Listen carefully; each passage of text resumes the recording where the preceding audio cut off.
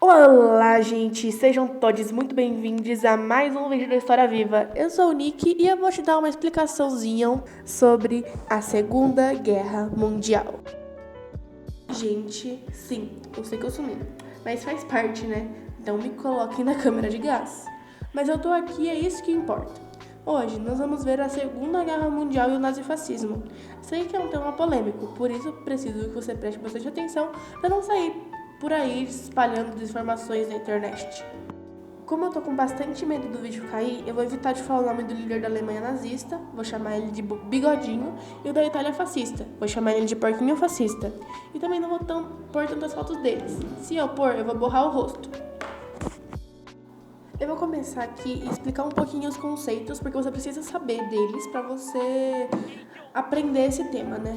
Nazismo. O nazismo é um conceito e ideologia criado na Alemanha entre 1920 e 1929, mas começou no governo alemão em 1933, quando o Bigodinho assumiu o poder na Alemanha. As características nazistas são basicamente o culto a algum líder, controle social extremo, por exemplo, tudo o que você tem ou gosta tem que ser de acordo com o que o governo quer, senão tu se quer dizer, se deu mal, isso, se deu mal.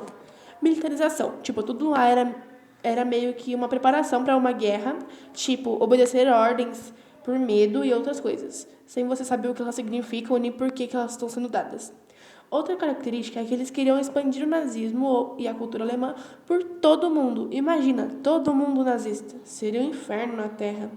E por último, mas não menos importante, temos os preconceitos e o racismo biológico.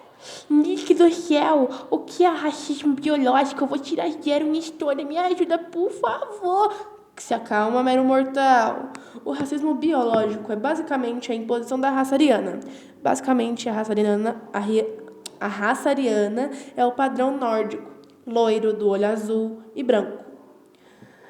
E a perseguição de todo mundo que não é assim. Tipo, você é judeu? Vai pra vala, com certeza.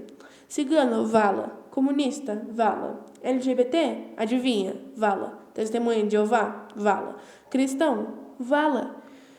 E assim com todas as minorias. Esse movimento levou milhões de pessoas de Olavo de Carvalho.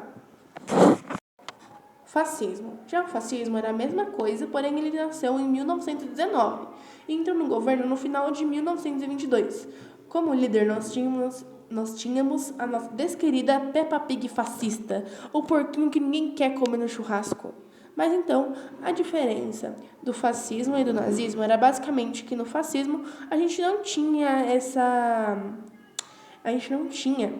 raça ariana e o antissemitismo. Nick, o que é antissemitismo? Eu vou tirar 0 desse jeito. Calma, já disse, nerdolão. Antissemitismo é um termo relacionado ao ódio ou perseguição de pessoas judias, viu? Não é tão difícil, só pensa. Outra coisa, no fascismo, eles se alinharam à Igreja Católica para se fortalecer. Já no nazismo, não. Inclusive, eles perseguiam pessoas de religião que vinham a partir do cristianismo. Agora que está tudo esclarecido, vamos de uma vez para o vídeo, né? Que vocês não querem mais ver eu falar sobre explicar termos. Vocês querem ver a guerra, a destruição. Vocês são meio maluco, né? Algumas das causas dessa guerra foram o Tratado de Versalhes, que falava formalmente que a Alemanha perdeu a Primeira Guerra e dava várias desvantagens para ela. Outra coisa foi a crise de 1929, que destruiu o comércio global, que foi a crise da Bolsa de Valores dos Estados Unidos. Se vocês quiserem um vídeo sobre, comentem aqui embaixo que eu trago um vídeo explicando certinho como que isso aconteceu. Também nós temos o surgimento e o crescimento do nazifascismo na Europa e o desejo de expandir esses governos. A guerra se dá início em 1939, quando os blocos são montados e a Alemanha invade a Polônia. Para entender a guerra, a gente precisa saber quem lutava com quem e contra quem. Por isso, nós temos 2 blocos, o eixo e os aliados. O eixo. Para memorizar ele, você tem que memorizar ele, eu digo os países dele. Você tem que lembrar do seu tio, Roberto, Rho de Roma, capital da Itália, Ber de Berlim, capital da Alemanha, e To de Tóquio, capital do Japão. Nick, meu cliente chama Roberto. E agora? Memoriza como Japão, Alemanha e Itália. E os aliados? Para memorizar eles, você vai pensar naquele seu ex que falava que te amava, mas sempre voltava com aquela ex manipuladora dele, mesmo você fazendo de tudo por ele e tendo pego, talvez, uma dependência emocional nele, onde você não conseguia dormir sem ter falado com ele. Talvez isso tenha sido um pouquinho específico. Feio. Sim, feio. F de França, E de Estados Unidos, I de Inglaterra e U de União Soviética. Mais tarde, o Brasil também entra. Se vocês quiserem um vídeo focado no Brasil, eu posso trazer, mas eu quero bastante likes, viu? E comentem aqui embaixo também. E também, após a Alemanha invadir a Polônia, a Inglaterra e a França declaram guerra contra ela.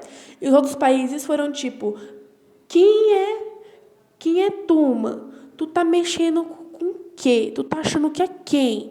Mexeu com o meu parça, mexeu comigo, João. Tu é um João, mano. Tu é um João. Já em 1940, a Alemanha vai como um vírus, possuindo a maior parte da Europa, e o Japão faz o mesmo na Ásia e no Pacífico. O Brasil entra em 1942, do lado do feio, com o envio da FEB, Força Expedicionária Brasileira, e a FAB, Força Aérea Brasileira, para lutar na Itália.